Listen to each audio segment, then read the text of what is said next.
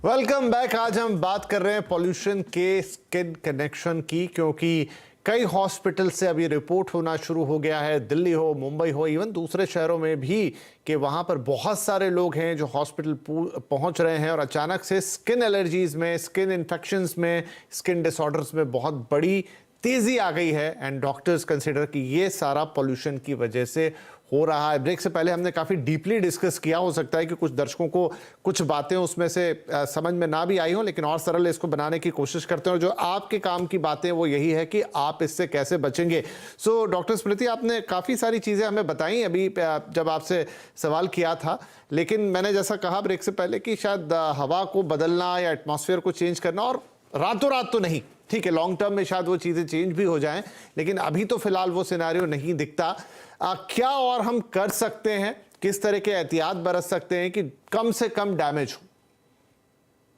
तो हमें इसमें 3-4 चीजें याद रखनी है, जो मैं सिर्फ प्रैक्टिकल पॉइंट्स बताती हूँ। एज अ पर्सन हम लोग इंडिविजुअल तौर पर क्या क्या कर पाएंगे। सबसे पहली बात हमें ये समझनी है कि जो हमारी दो प्रॉब्लम्स हैं, एक है अर्टिकेरिया या पित्त की, और दूसरा है एक्जिमा, अटोपिक डर्मेटाइटिस और इवन जो अस्थमा होता है। तो इसको हम लोग एक गट हेल्थ और स्किन एक्सेस की बात करते हैं।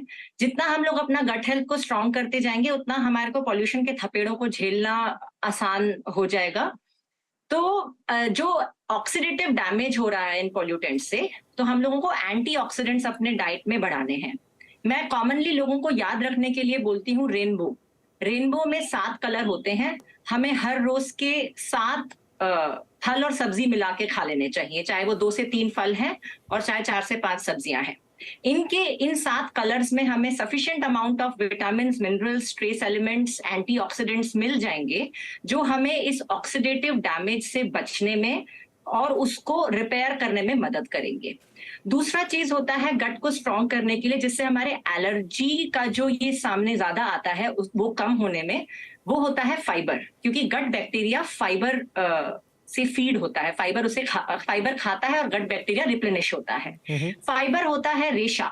रेशा हमारे फल और सब्जियों में तो होता ही है, हमने जूस निकाल के देखा हुआ उसमें कैसे रेशे होते हैं। और उसके साथ साथ मिलेट्स, इस साल इंटरनेशनल मिलेट्स ईयर भी है, तो चाहे हमारी ज्वार, बाजरा, नाचने की भाकरी या समा के चावल है, वो बढ़ा देने चाहिए। तीसरा है कि हमें ये चीज समझनी है, जिन भी लोगों को बैरियर डैमेज की वैसे भी प्रॉब्लम है, जैसे एक्जिमा है या किसी को एक्ने प्रोन स्किन है या सोरियासिस है, उन लोगों को पोल्यूशन के थपेड़े ज्यादा पड़ेंगे जिनकी स्किन वैसे भी ड्राई है, वैसे भी सेंसिटिव है। तो अगर आप एक मॉइस्चराइजर की रूटीन बना लें अपने, जैसे हम लोग दिन में 2 बार ब्रश करते हैं, हम लोगों को उसी तरह से दिन में 2 बार मॉइस्चराइज लगाना बहुत जरूरी है।